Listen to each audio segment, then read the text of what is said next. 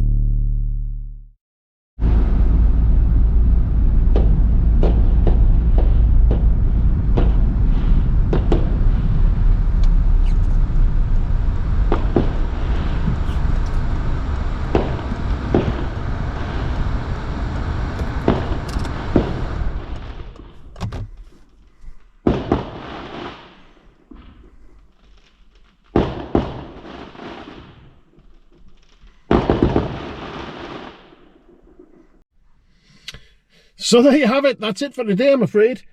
A bit random, yes, I know. But I promise there are good things coming up on the channel. So stick by me whilst I go through this little drought of content because of work commitments and things like that. But yeah, see you all tomorrow. Now it's time to do your job. Magic hand time.